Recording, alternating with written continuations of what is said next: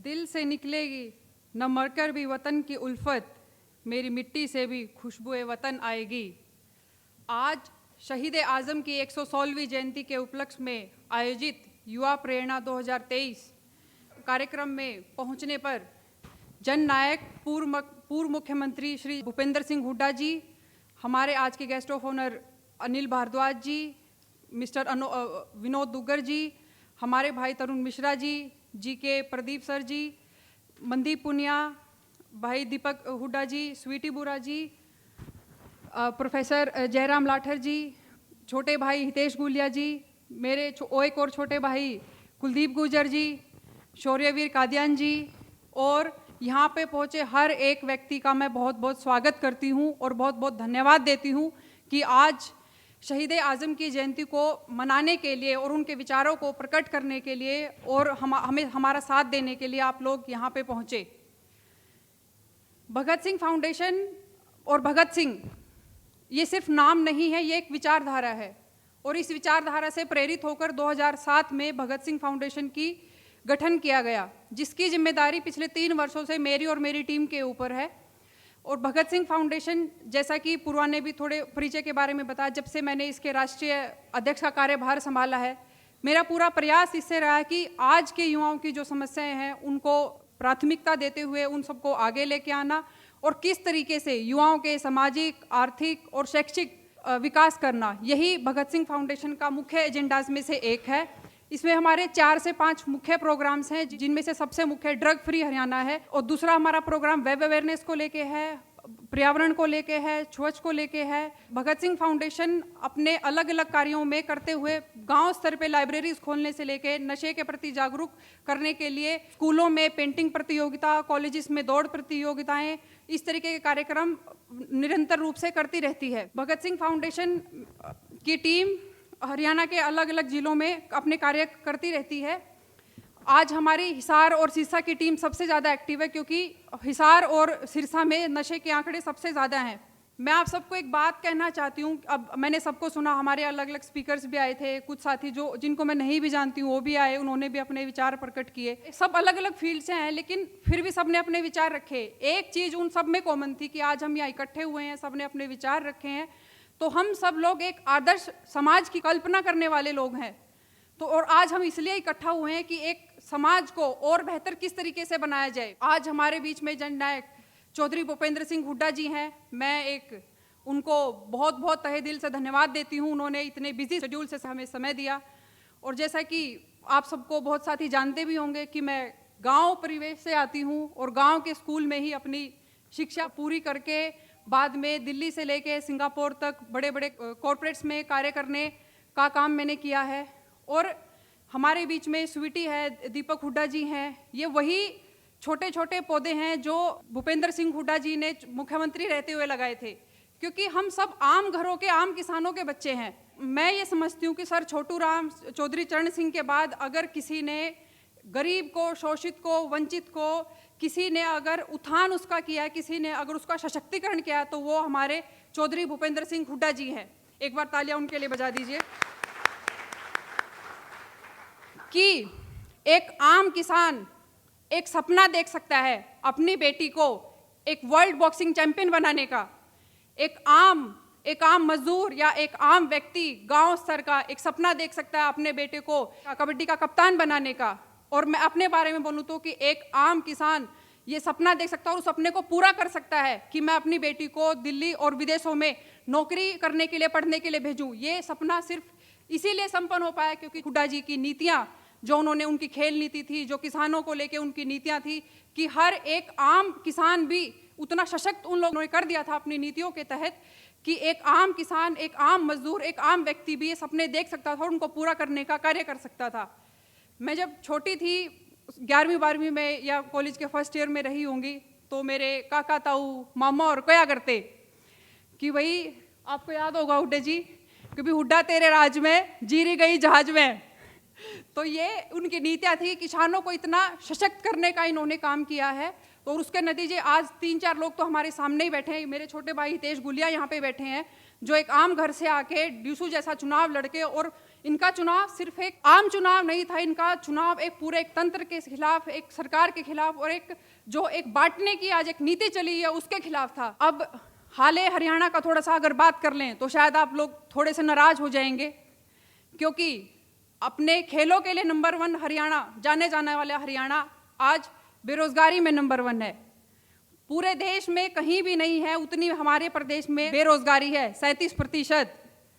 और युवा इतना बेहाल है कि हर प्रकार से उम्मीद छोड़ के आज विदेशों की तरफ पलायन करने को मजबूर है। दूसरी, अगर बुजुर्गों की बात कर लें तो लाखों बुजुर्गों की पेंशन काट दी गई। नशे में आज हरियाणा नंबर 1 है, पंजाब को पीछे छोड़ते अब हरियाणा नंबर 1 हो गया है। तो ये हमारे प्रदेश का हाल हो गया है। जो प्रदेश में भी आज बहुत सारे लोग, बहुत सारी पीआर, मुझे लगता है आजकल पीआर का बहुत जमाना है, प्रचार मंत्री भी बहुत ज़्यादा हो गए हैं आजकल हमारे यहाँ पे। प्रचार को अगर छोड़ दे, जिन्होंने सच में काम किया हो, बेटियों का, आज हमारे हरियाणा की बेटियां खेलों में प्रदेश से लेके, देश से लेके विश्व स्तर तक हमारी बेटियों ने नाम ऊंचा किया है।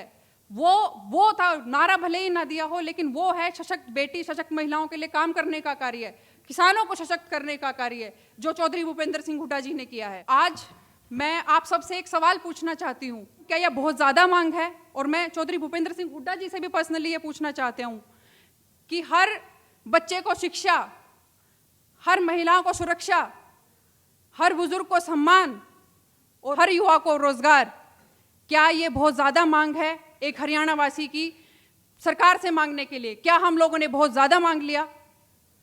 और ज़्यादा नहीं है तो फिर ये हमें क्यों नहीं मिल रहा? हाल ही में बहुत लोगों को पता होगा 4803, 4803 स्कूल, सरकारी स्कूल बंद कर दिए गए।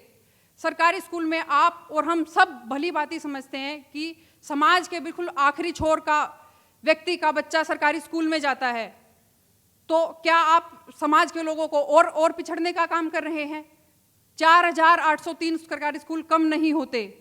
लाखों बुजुर्गों की पेंशन काट दी गई। महिलाओं के प्रति 130% आंकड़े आपराधिक मामले बढ़ गए हैं। जैसे कि मैं अभी कह ही रही थी कि जितना हाल बेहाल हरियाणा के युवाओं का वो पूरे देश में कहीं किसी का नहीं है। कहाँ हमारा हरियाणा, हमारा गुड़गांव साइबर हब के नाम से जाना वाला, सिर्फ हरियाणा के युवाओं को नहीं, सिर्फ पूरे भारतवर्ष के युवाओं के लिए रोजगार का आकर्षण रहने वाला गुड़गांव और हमारा प्रदेश, आज हमारे युवाओं को नौकरी के लिए दर दर भटकना पड़ रहा है।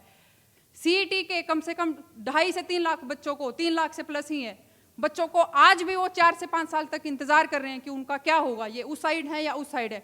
HKRN इन्होंने लागू किया, उसमें बैकडोर से अपने लोगों को एंट्री कराई जा रही है, जो एलिजिबल है उनको भी उसका फायदा नहीं मिल रहा। मैं ये समझती हूँ कि प्रदेश के मुखिया का काम सबसे ज़्यादा युवाओं को दिशा देने का होता है। और आज मुझे कहते हुए बड़ा दुख हो रहा है कि हरियाणा के युवाओं के पास कोई दिशा नहीं है, वो दिशा विहीन है और इतने परेशान हैं सरकार से, तंत्र से, चीज़ों से कि वो विदेशों की तरफ पलायन करने को मजबूर हैं। और विदेशों में भी वो किस किस तरीके से जा रहे हैं और क्या क्या क्राइम हो रहा है, उसमें इलीगली भी जा रहे हैं, कुछ बच्चों की डेथ भी हो जाती है, उनकी बॉडी भी नहीं आ पाती। इतना ज़्यादा ये क्राइम बढ़ गया है, इतनी ज़्यादा ये चीज़ें हो गई हैं। जैसे कि मैं अभी बात कर रही थी, प्रचार का बहुत चलन है प्रदेश में, मुझे तो लगता है खैर पूरे देश में ये चलन आ गया, लेकिन प्रचार की बहुत बात होती है, प्रचार प्रचार प्रचार। और प्रचार का एक उदाहरण मैं यहाँ देना चाहूँगी कि भाई ईमानदार सरकार, ईमानदार सरकार, ईमानदार सरकार, सुनने में बहुत अच्छा लग रहा है, मुझे भी बहुत अच्छा लग रहा है कि ईमानदार सरकार है, ओके। तो वो ईमानदारी कहाँ चली जाती है? हम नशे के खिलाफ काम कर रही है मेरी संस्था, दिन रात काम कर रही है, बच्चे कुछ के पास तो रोजगार भी नहीं है और जो बेचारे अपनी छोटी मोटी नौकरी भी करते हैं उससे समय निकाल के भी काम कर रहे हैं, क्योंकि अब हमें ही, एक आम व्यक्ति को ही जिम्मेदारी लेनी होगी, क्योंकि सरकार हमारे लिए तो कोई जिम्मेदारी बिल्कुल भी नहीं ले रही। हरियाणा के युवाओं को बिल्कुल पछाड़ने का यहाँ पे काम किया जा रहा है, अलग अलग स्तर पे। आप किसी भी क्लर्क को लीजिए, किसानों को ले लीजिए, अभी आशा वर्कर्स को लीजिए, कौन है जो सड़क पे नहीं आया अपने अधिकारों की मांग करने के लिए? ऐसी क्या गलती हो गई हम लोगों से?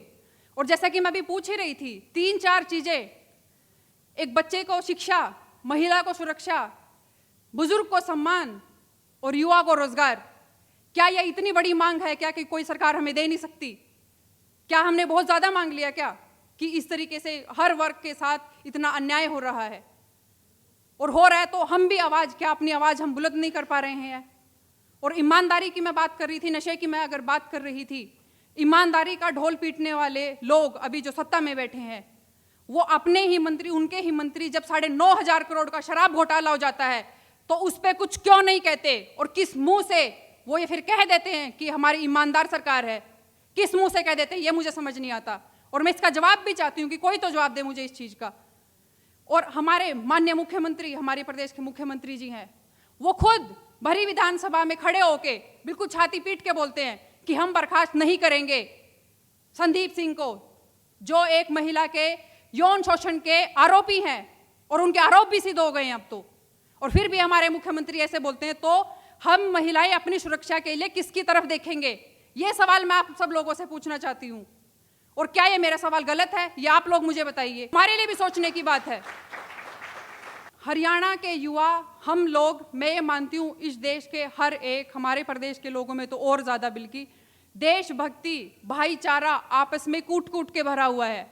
हमारे यहाँ नहीं होती चीज़ें, सांप्रदायिक चीज़ें नहीं होती, आपस में लड़ाई झगड़ा नहीं होता। अक्सर लोग, हरियाणा से बाहर के लोग हमें जज कर लेते हैं हमारी खड़ी बोली की वजह से, लेकिन हमसे बड़ा नर्म दिल का कोई होता नहीं, ये मैं बता रही हूँ आपको। और अब प्रदेश में कैसे हालात हैं, कैसे हालातों की मारने काटने को एक दूसरे पे तुल गए हैं। हमें तो रोजगार चाहिए था, विकास चाहिए था, और ये आपने हमें क्या दे दिया है? कट्टरवाद। और वो कट्टरवाद की एक पड़ोसी का, अगर वो दूसरे समुदाय का या दूसरी जाति का या जो प्रोपेगेंडा है उसके अलग अलग हैं, तो एक पड़ोसी का उसके पड़ोसी के साथ रहना मुश्किल हो गया है। ये कैसा माहौल आपने हमें दे दिया है? ये सोचने की बात है, और आप सब भी सोचिए। और मेरा हाथ जोड़ के आप सभी से निवेदन है, ये हमारा हरियाणा किसी जाति, किसी धर्म के नाम से नहीं जाना जाता, अपने भाईचारे के नाम से जाता है। अपना भाईचारा बनाए रखिए, जैसे कि चौधरी भूपेंद्र सिंह हुड्डा जी ने किया था। नूह में अभी हाल ही में हिंसा भी हुई थी, दो समुदाय को भड़काने का पूरा प्रयास किया गया, हिंसा हुई भी, लेकिन मैं बहुत बहुत धन्यवाद देती हूँ उन सब लोगों का जिन्होंने एक समझदारी से, मैच्योरिटी से आ गया और इन चीज़ों को और बढ़ने नहीं दिया। भूपेंद्र सिंह हुड्डा जी जब थे, मेरे ख्याल से बहुत कम लोगों को पता होगा, नूह हमारे वहाँ का थोड़ा पिछड़े एरिया में माना जाता था हर जगह। अच्छा, मैं उससे पहले एक किस्सा और शेयर करती हूँ कि हमारे यहाँ कोई, हमने तो अपने चाचा ताऊओं के माध्यम से सुनी है कि भी हुड्डा साहब के पास कभी एक हमारे यहाँ से वो सरपंच और सब लोग मिलके गए और बोला कि जी गांव के बच्चों को बड़ी दिक्कत होती है, और यहाँ के उसके मेडिकल कॉलेज नहीं है, इंजीनियरिंग कॉलेज नहीं है, बहुत दूर दूर जाना पड़ता है, और डिफेंस यूनिवर्सिटी नहीं है, बहुत बड़ी दिक्कत होती है जी। हमारे रहते हुए चौधरी भूपेंद्र सिंह हुड्डा जी ने, आपको आश्चर्य होगा जान के, 140 इंजीनियरिंग कॉलेज 10 साल में बनवाने का कार्य किया,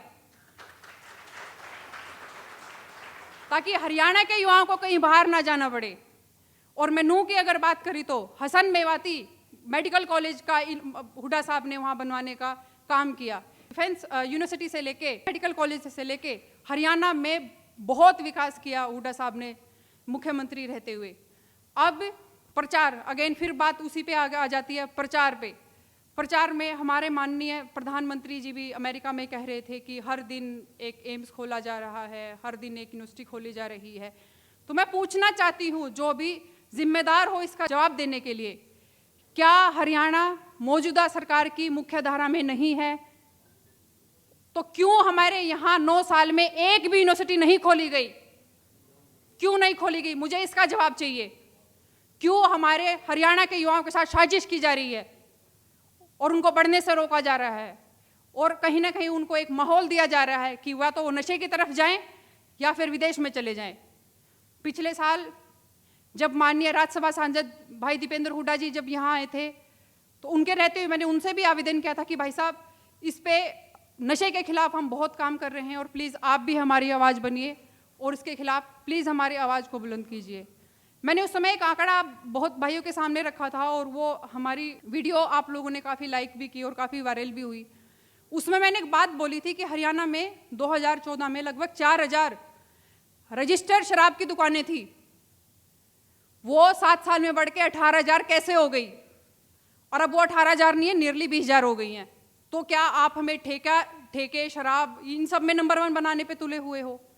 अभी हाल ही में मेरे घर में एक दुर्घटना हो गई थी, तो सुबह सुबह मुझे खुद ही ड्राइव करके पानीपत जाना पड़ा दिल्ली से। मैं दिल्ली में रहती हूँ। सुबह के 5 से 5:15 बजे का टाइम होगा, हाईवे पे ठेका खुला हुआ था, और खुला हुआ भी नहीं, वो ऑपरेटिंग था, ऑपरेशन चल रहे थे उसके।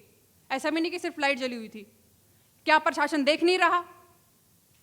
और ये कौन सी चीज़ है जहाँ 24 आवर्स हाईवे पे कोई इस तरीके की शॉप्स खुली रहेंगी, और क्यों कोई भी इसके खिलाफ फिर बोल नहीं रहा। तो साथियों, ये सब मुद्दे मेरा उठाने का सिर्फ एक ही मकसद है कि समाज, हमारा प्रदेश, हम सब की जिम्मेदारी है और हम सबको अपनी आवाज़ को एकजुट करना होगा और गलत चीज़ों के खिलाफ आवाज़ उठानी होगी, क्योंकि ये हमारा प्रदेश है, ये नंबर 1 हरियाणा है और इसको नशे में और बेरोजगारी में नहीं रहने देंगे।